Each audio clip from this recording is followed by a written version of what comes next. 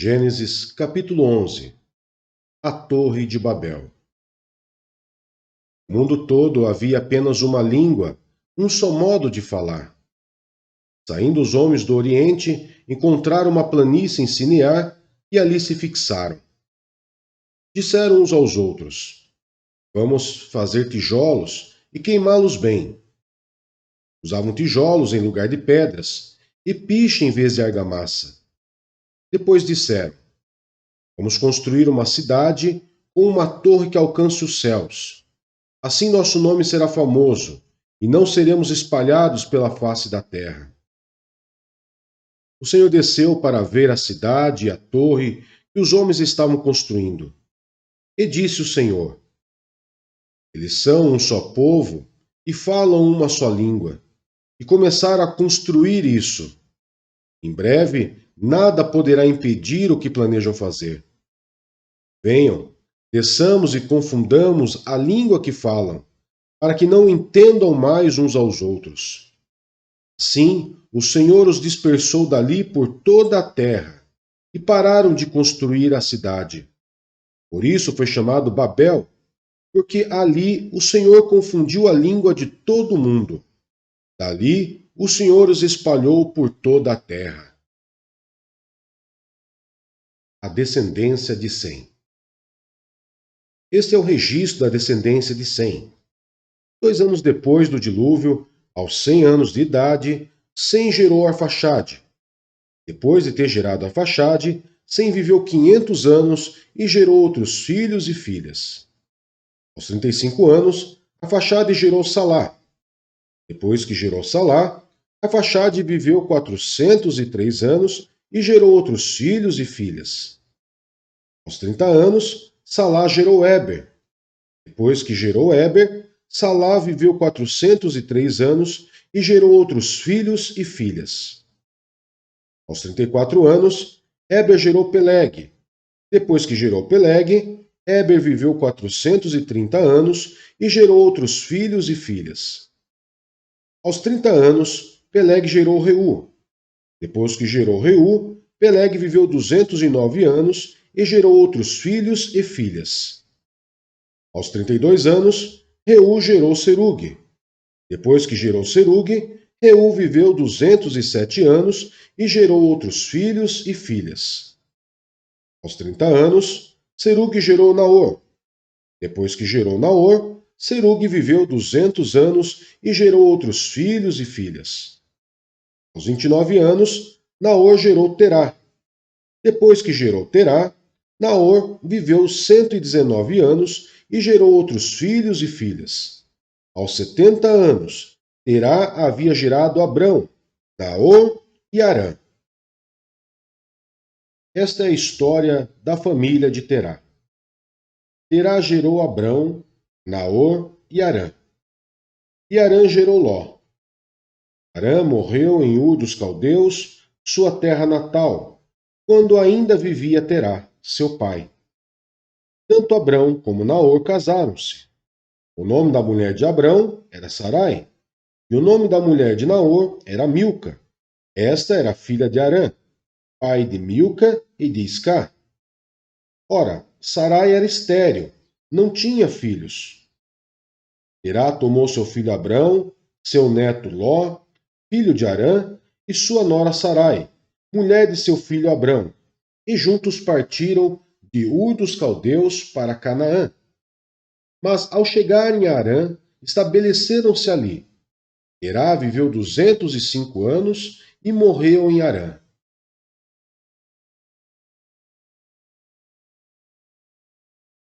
Mateus capítulo 10.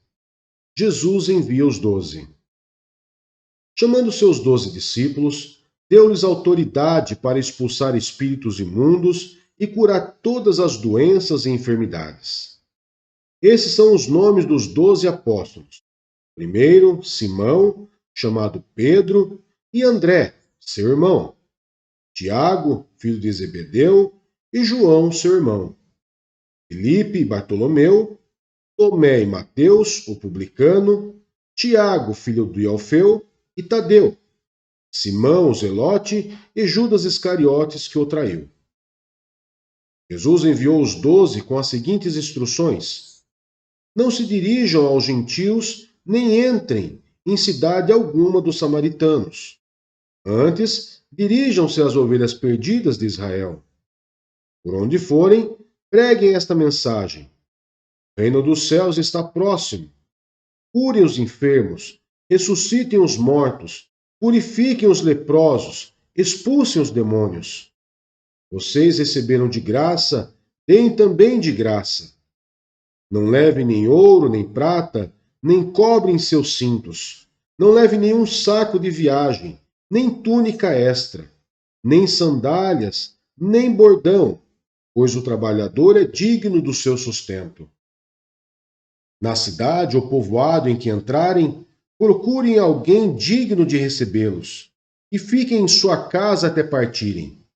Ao entrarem na casa, saudem-na. Se a casa for digna, que a paz de vocês repouse sobre ela. Se não for, que a paz retorne para vocês. Se alguém não os receber, nem ouvir suas palavras, sacudam a poeira dos pés quando saírem daquela casa ou cidade. Eu lhes digo a verdade: no dia do juízo haverá menor rigor para Sodoma e Gomorra do que para aquela cidade. Eu os estou enviando como ovelhas entre lobos. Portanto, sejam astutos como as serpentes e sem malícia como as pombas.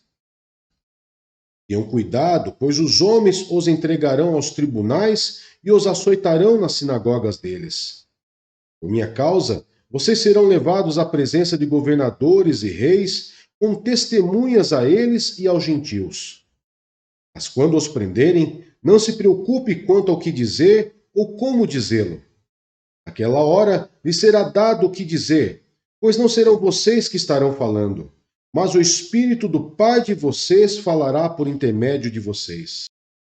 O irmão entregará à morte o seu irmão e o pai o seu filho. Filhos se rebelarão contra seus pais e os matarão.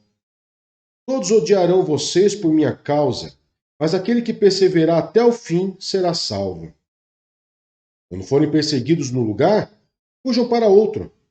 Eu lhes garanto que vocês não terão percorrido todas as cidades de Israel antes que venha o Filho do Homem. O discípulo não está acima do seu mestre, nem o servo acima do seu senhor. Basta ao discípulo ser como seu mestre e ao servo como o seu senhor. Se o dono da casa foi chamado Beelzebu, quanto mais os membros da sua família. Portanto, não tenham medo deles. Não há nada escondido que não venha a ser revelado, nem oculto que não venha a se tornar conhecido. O que eu lhes digo na escuridão, falem à luz do dia. O que é sussurrado em seus ouvidos, proclamem dos telhados. Não tenham medo dos que matam o corpo, mas não podem matar a alma. Antes, tenham medo daquele que pode destruir tanto a alma como o corpo no inferno. Não se vende 2 pardais por uma moedinha? Contudo, nenhum deles cai no chão sem o consentimento do Pai de vocês. Até os cabelos da cabeça de vocês estão todos contados. Portanto, não tenham medo. Vocês valem mais do que muitos pardais. Quem, pois, me confessar diante dos homens, eu também o confessarei diante do meu Pai que está nos céus. Mas aquele que me negar diante dos homens, eu também o negarei diante do meu Pai que está nos céus. Não pense que vim trazer paz à terra. Não vim trazer paz, mas espada. Pois eu vim para fazer que o homem fique contra seu pai, a filha contra sua mãe, a nora contra sua sogra. Os inimigos do homem serão os da sua própria casa. Quem ama seu pai ou sua mãe mais do que a mim, não é digno de mim. Quem ama seu filho ou sua filha mais do que a mim, não é digno de mim. E quem não toma a sua cruz e não me segue, não é digno de mim. Quem acha a sua vida, a perderá. E quem perde a sua vida por minha causa, a encontrará. Quem recebe vocês, recebe a mim. E quem me recebe, recebe aquele que me enviou. Quem recebe um profeta, porque ele é profeta, receberá a recompensa de profeta. Quem recebe um justo porque ele é justo, receberá a recompensa de justo. E se alguém der mesmo que seja apenas um copo de água fria a um desses pequeninos, porque ele é meu discípulo, eu lhes asseguro que não perderá a sua recompensa.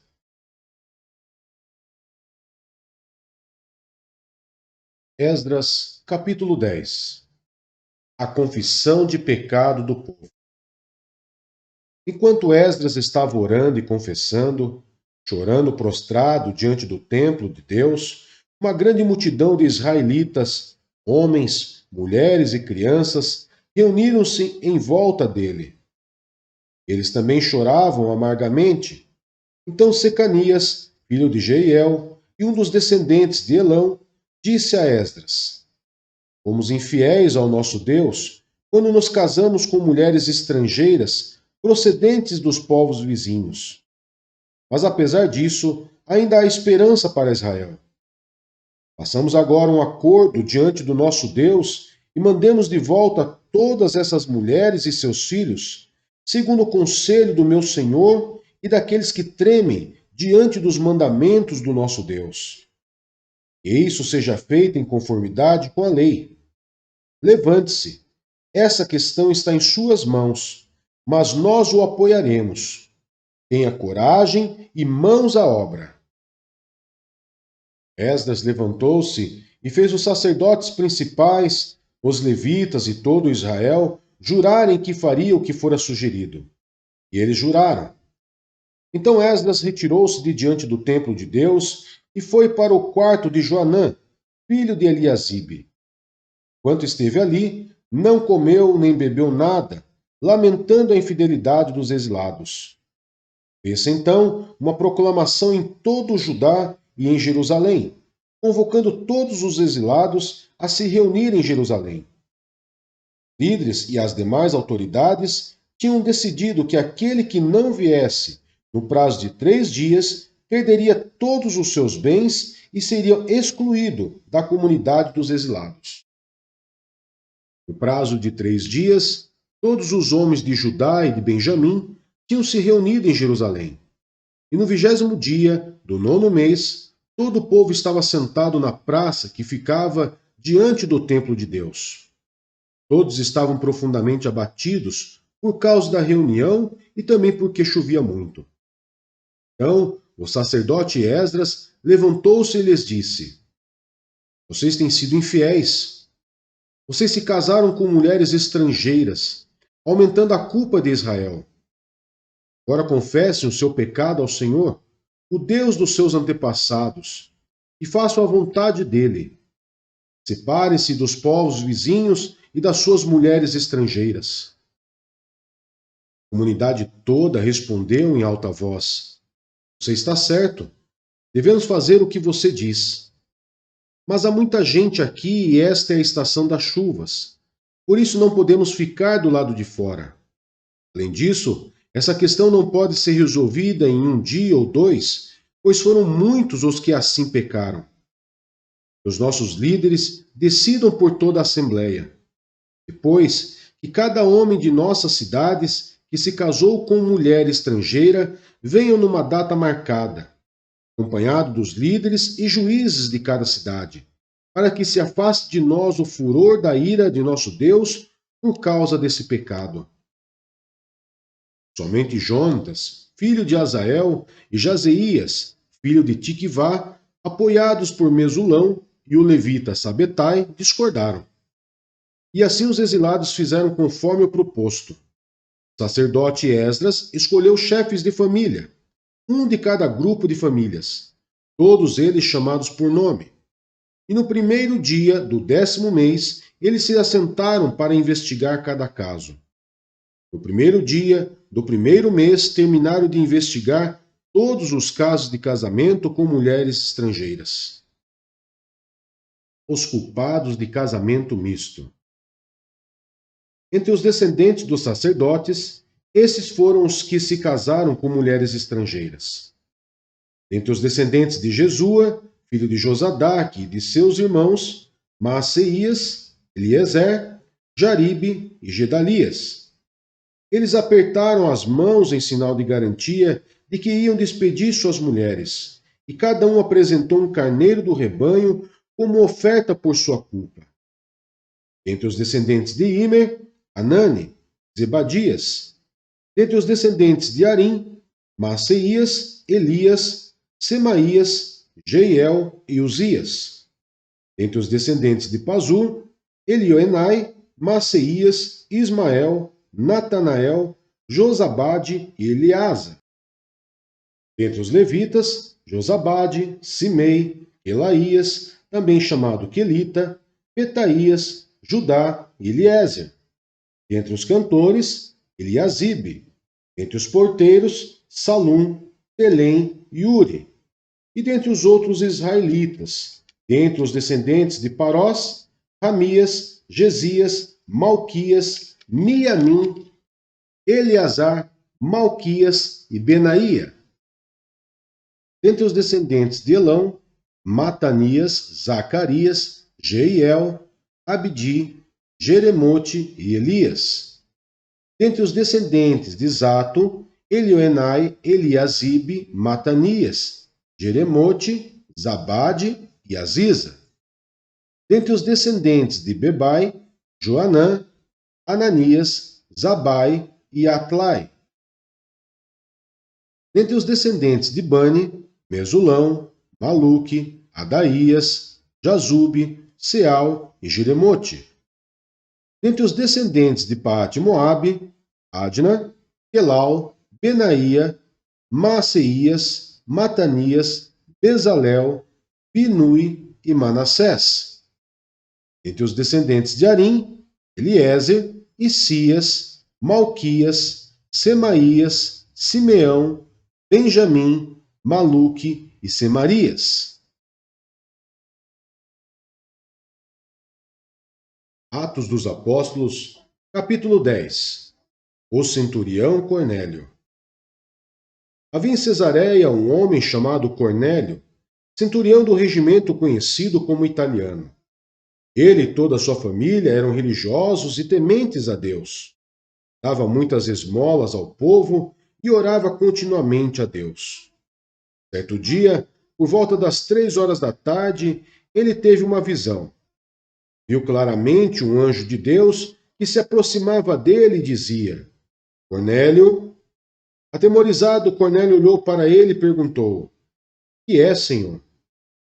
O anjo respondeu: Suas orações e esmolas subiram como oferta memorial diante de Deus. Agora, mande alguns homens a Jope para trazerem um certo Simão, também conhecido como Pedro, que está hospedado na casa de Simão, o curtidor de couro, que fica perto do mar. Depois que o anjo que lhe falou se foi, Cornélio chamou 2 dos seus servos e um soldado religioso dentre os seus auxiliares, e contando-lhes tudo o que tinha acontecido, enviou-os a Jope. A visão de Pedro. No dia seguinte, por volta do meio-dia, enquanto eles viajavam e se aproximavam da cidade, Pedro subiu ao terraço para orar. Tendo fome, queria comer. Enquanto a refeição estava sendo preparada, caiu em êxtase. Viu o céu aberto e algo semelhante a um grande lençol que descia à terra, preso pelas 4 pontas, contendo toda a espécie de quadrúpedes, bem como de répteis da terra e aves do céu. Então uma voz lhe disse: Levante-se, Pedro, mate e coma.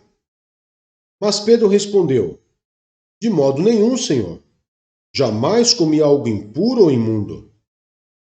A voz lhe falou segunda vez: Não chame impuro ao que Deus purificou.